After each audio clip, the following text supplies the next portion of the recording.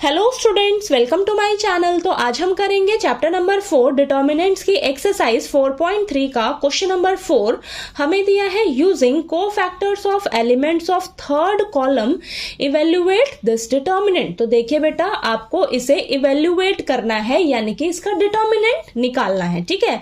लेकिन यहाँ पर हमें स्पेशली बोला गया है कि आपको ना थर्ड कॉलम के एलिमेंट्स के कोफैक्टर्स का यूज करके ही डिटर्मिनेंट निकालना है, ठीक है। वैसे हमें पता ही है कि डिटर्मिनेंट निकालने के लिए हम क्या करते हैं, किसी भी रो या किसी भी कॉलम को एक्सपैंड करते हैं, हमें डिटर्मिनेंट मिल जाता है, ठीक है। लेकिन यहां पर हमें स्पेशली बोला गया है, तो उसी के अकॉर्डिंग हम क्वेश्चन को सॉल्व करेंगे, ठीक है। ये क्वेश्चन नंबर 3 के जैसा ही है। क्वेश्चन नंबर 3 में आपको सेकेंड रो के एलिमेंट्स के कोफैक्टर्स का यूज करके डिटर्मिनेंट निकालना था, ठीक है। तो उसके अकॉर्डिंग मैंने फॉर्मूला बनवाया था, ठीक है, कि किसी भी रो के एलिमेंट्स के कोफैक्टर्स का यूज करने के लिए बोल दिया जाए डिटर्मिनेंट निकालने के लिए, तो उसके अकॉर्डिंग मेरा क्या फॉर्मूला बनेगा, ठीक है। लेकिन इस क्वेश्चन में आपको थर्ड कॉलम के एलिमेंट्स के कोफैक्टर्स का यूज करके डिटर्मिनेंट निकालना है, ठीक है। अब कॉलम के हिसाब से फॉर्मूला क्या बनेगा, देखिए यहां पर। अब यहां पर भी आपका ना फॉर्मूला बनेगा डिटर्मिनेंट निकालने के लिए। अगर आपको ऐसे स्पेशली बोल दिया जाए ना कि इस कॉलम के एलिमेंट्स के कोफैक्टर्स का यूज करके डिटर्मिनेंट निकालना है, तो आपके पास फॉर्मूला बनेगा बेटा। फॉर्मूला क्या बनेगा, अब ध्यान से देखिए।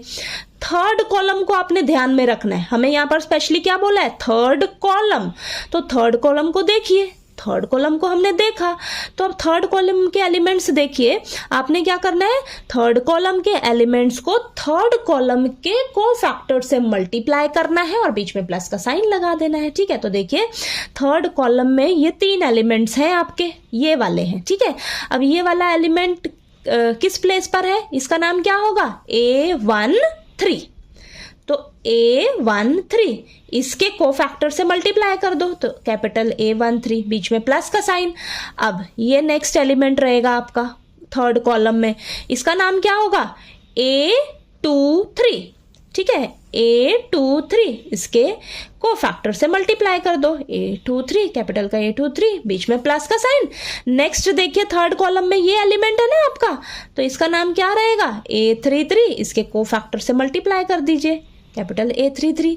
बन गया ना फॉर्मूला, आपके पास बना ना फॉर्मूला, ठीक है। तो आपको देखिए यहाँ पर थर्ड कॉलम बोला है, आपको फर्स्ट कॉलम भी बोल सकता है, सेकंड कॉलम भी बोल सकता है, ठीक है। तो उसके अकॉर्डिंग ही आपका यहाँ पर फॉर्मूला बन जाएगा, ठीक है। जिस भी कॉलम के अकॉर्डिंग आपको बोले ना, तो उस कॉलम के एलिमेंट्स को उसी कॉलम के कोफैक्टर से मल्टीप्लाई कर देना और बीच में प्लस का साइन लगा देना, ठीक है। समझ आया ना आपको ये फॉर्मूला कैसे बनाया है मैंने। थर्ड कॉलम बोला है तो थर्ड कॉलम को ही ध्यान में रखिएगा, ठीक है। तो थर्ड कॉलम के ही एलिमेंट्स को उसके कोफैक्टर से मल्टीप्लाई कर देना है, बीच में प्लस का साइन लगा देना है। समझ आया ना ये फॉर्मूला कैसे बनाया मैंने, ठीक है। चलिए अब करते हैं, ठीक है। अब इस सबसे पहले क्या करना होगा, हमें देखिए कोफैक्टर निकालने पड़ेंगे ना सबसे पहले, ठीक है। तो चलिए फटाफट से हम कोफैक्टर निकालते हैं। सबसे पहला काम हमारा यही है, तो A13 निकालते हैं। A13 यानी कि फॉर्मूला क्या बनेगा, -1 की पावर 1 + 3 और ये M13, ठीक है। तो ये तो हमें पॉजिटिव का मिलेगा, ठीक है। देखिए यहाँ पर -1 की पावर 4 रहेगा ना, तो वो तो पॉजिटिव का ही मिलेगा। M13 यानी कि फर्स्ट रो थर्ड कॉलम को खत्म कर दो, खत्म कर दीजिए, तो बचा क्या, 1y 1z, ठीक है। तो 1y 1 और ये z, इसको सॉल्व करिए जरा। तो यहाँ पर 1 इंटू ये आएगा z -y, तो क्या आया आपके पास, z -y, ठीक है। ये आया है आपके पास, ठीक है, कोफैक्टर। नेक्स्ट निकालेंगे A23, तो -1 की पावर 2 + 3 M23, ठीक है। तो ये आ जाएगा -1 आएगा, ओके। और M23 यानी कि second row third column, minor निकालना बताया ना मैंने।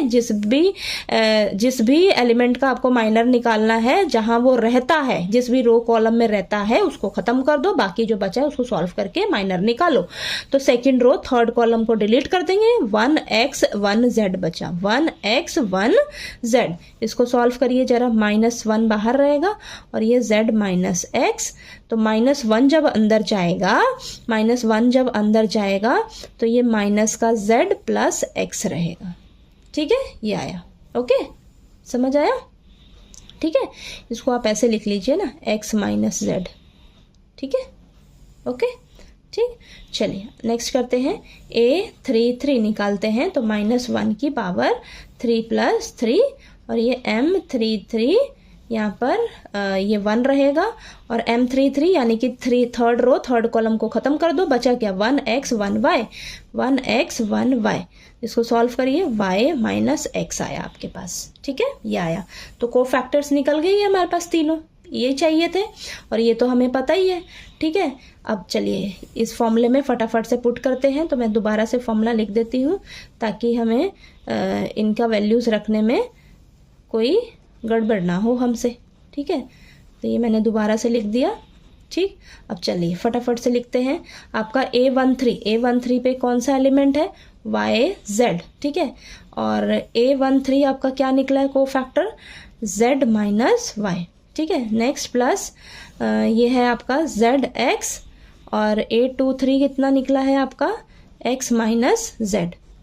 ठीक है, नेक्स्ट प्लस A33 कितना है XY और A33 कोफैक्टर कितना निकला है Y - X। ठीक है, इतना समझ में आया आपको। ठीक है, इतना समझ में आया कैसे करना है। ठीक है, वैल्यूज रखी हमने। अब इसको सॉल्व करने में आपको थोड़ी सी ना दिक्कत आएगी। ठीक है, मतलब कंफ्यूज नहीं होना आपने। ठीक है, तो आप सॉल्व करोगे ना, एक बार दो बार सॉल्व करोगे तो आपको खुद पता लग जाएगा कि मुझे यहाँ पर करना क्या है, किस तरीके से इसको सॉल्व करना है हमें इस क्वेश्चन को। ठीक है, तो चलिए करते हैं। इसको करेंगे, सबसे पहले मल्टीप्लाई करेंगे इजीली। तो देखिए वाई जेड को एक बार इससे एक बार इससे। ठीक है, तो YZ² - Y²Z ये हो जाएगा। ठीक है, ओके। नेक्स्ट देखिए क्या हो जाएगा आपके पास, ZX² - Z²X। ठीक है, नेक्स्ट देखिए XY² - X²Y। समझ आया ये। ठीक है, ये आ गया आपके पास। अब यहाँ पर हम क्या करेंगे, ध्यान से देखिए। आपको क्वाड्रेटिक इक्वेशन पता है ना, क्वाड्रेटिक इक्वेशन हमारी स्टैंडर्ड फॉर्म क्या होती है, AX² + BX + C = 0। यही होती है ना, AX² + BX + C। ठीक है, यानी कि सबसे पहले x² वाले टर्म्स रहेंगी, फिर x वाले टर्म्स रहेंगी, फिर आपकी कांस्टेंट टर्म रहती है बेटा। ठीक है, तो सबसे पहले ना आपने यहाँ पर क्या करना है, x² वाली टर्म्स इकट्ठा करो। x² वाली टर्म क्या है आपकी, ये Z² है। ठीक है, ZX²। ठीक है, सॉरी ZX², फिर x² वाला देखो ये है। ठीक है, तो माइनस का X²Y।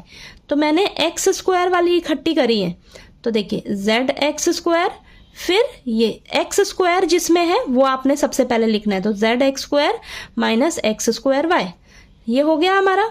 नेक्स्ट अब हमने x वाली टर्म लिखनी है जिसमें सिर्फ x होगा बेटा। x इसमें है, देखिए इसमें x है, इसमें x है। देखिए यहाँ पर मैंने पहले कौन से लिखे हैं, x² वाले, जिसके पास x² है ये लिखा। अब x वाले टर्म्स देखिए ये लिखेंगे -Z²X और ये +XY²। समझ आया। ठीक है ना, नेक्स्ट हम लिखेंगे ये दोनों जो बचे हैं। ठीक है, क्या बचा है हमारे पास, प्लस का YZ² - Y²Z। इनके पास x नहीं है ना, इसको लास्ट में लिख लेना है। समझ आया मैंने किस तरीके से अरेंज करके लिखा है, इससे कंफ्यूज नहीं होना आपने।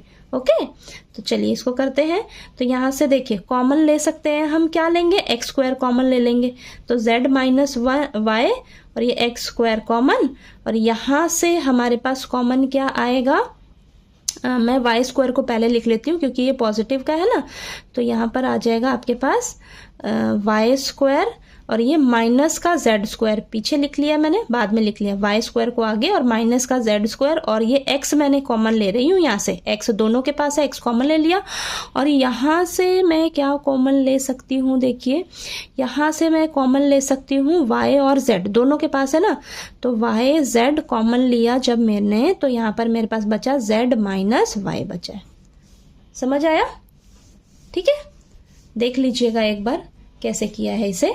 ओके, अब देखिए यहाँ पर ध्यान से इसको कैसे करेंगे, तो ये हो जाएगा Z - Y X² और यहाँ पर ये देखिए A² - B² वाला फॉर्मूला लगेगा, A² - B² वाली आइडेंटिटी लगेगी, क्या होती है, A - B × A + B। तो ये हो जाएगा Y - Z × Y + Z और ये बाहर तो x है, प्लस YZ और ये z माइनस वाई। ठीक है, इतना क्लियर हुआ। अब देखिए यहाँ पर ध्यान से, अब हम क्या करेंगे, हम ना यहाँ पर देखिए मैं क्या करने जा रही हूँ, अब इसको थोड़ा सा ना हम y माइनस जेड में करेंगे। ठीक है, यहाँ पर y माइनस जेड है तो यहाँ पर आगे पीछे है, तो मैं अगर क्या करूँ, माइनस का साइन बाहर ले लूँ तो ये y माइनस जेड बन जाएगा। ये तो आपको पता ही लग गया ना, देखिए माइनस को कॉमन लिया तो ये माइनस का y प्लस बन गया, z जो है प्लस का माइनस बन गया। समझ आया मैंने क्या किया, माइनस को कॉमन लिया है यहाँ से, तो ये x square as it is. यहाँ पर देखिए ये तो y माइनस जेड है, तो इसको तो आप पूरे को एज इट इज ही लिख लीजिए। ठीक है, तो ये एज इट इज लिखा।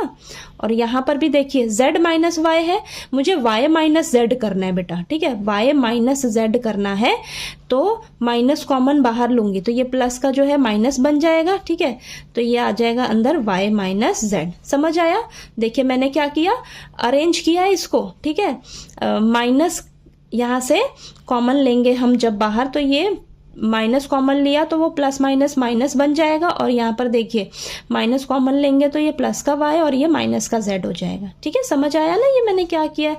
अब मैं पूरे में से देखिए पूरी इक्वेशन में से y माइनस जेड कॉमन ले सकती हूँ ना बाहर, y minus Z, y minus Z, y minus Z. तो मेन मेरा मकसद क्या था यहाँ पर, माइनस साइन कॉमन लेने का बाहर, कि मेरे पास एक जैसा बन जाए। देखिए y minus Z, y minus Z, y minus Z बन गया ना। ठीक है, तो अब मैं क्या कॉमन ले सकती हूँ ना बाहर, ले सकती हूँ। तो देखिए ले लेंगे हम बाहर।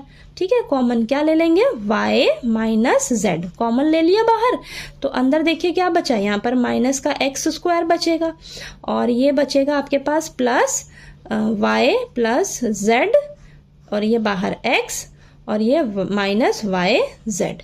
ठीक है, ये बचा है, ध्यान से करना है आपने। इसको सॉल्व करते समय आपको थोड़ी सी दिक्कत आ सकती है, तो एक दो बार इसकी प्रैक्टिस करिएगा क्वेश्चन की, आपको समझ आ जाएगा कि किस तरीके से हमने इसको सॉल्व करना है। ओके, तो यहाँ पर देखिए ये आ जाएगा माइनस का एक्स स्क्वायर, और ये प्लस ये x y plus x z minus y z, ये आ गया। ठीक है, अब इसको देखिए, इस ब्रैकेट को हम सॉल्व करेंगे, तो y माइनस जेड, इस ब्रैकेट को जरा सॉल्व करिए, और यहाँ से देखिए मैं कॉमन क्या ले सकती हूँ, यहाँ से देखिए मैं कॉमन क्या ले सकती हूँ, इसमें से हम ले सकते हैं कॉमन x कॉमन ले सकते हैं, तो माइनस एक्स प्लस वाई बचा।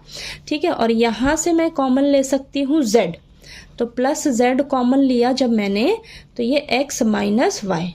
ठीक है, अभी भी मुझे देखिए यहाँ पर थोड़ी सी क्या लग रही है, यहाँ पर मुझे एक जैसा इनको बनाना पड़ेगा। एक जैसा बनाने के लिए मुझे ना साइन जो है वो ध्यान में रखना होगा। देखिए मैं क्या करूँगी, अब y माइनस जेड तो हमारा एज इट इज बाहर है, मैं क्या कर रही हूँ, इसके जैसा बनाने जा रही हूँ। इसके जैसा बनाने के लिए मुझे यहाँ से ना माइनस का साइन कॉमन बाहर लेना पड़ेगा।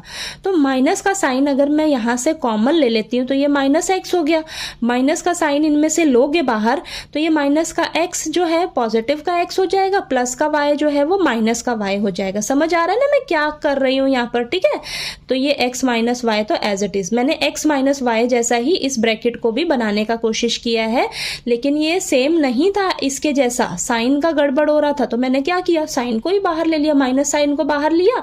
तो ये देखिए अब इनके साइन चेंज हो जाएंगे, ये सेम बन गए ना, दोनों सेम बन गए। ठीक है बेटा, सेम बन गए ना। तो देखिए y माइनस जेड और यहाँ पर x माइनस वाई में कॉमन ले सकती हूँ, यहाँ से x माइनस वाई कॉमन लिया और यहाँ से क्या बचेगा अंदर, देखिए यहाँ से माइनस एक्स और ये plus Z, minus x plus Z.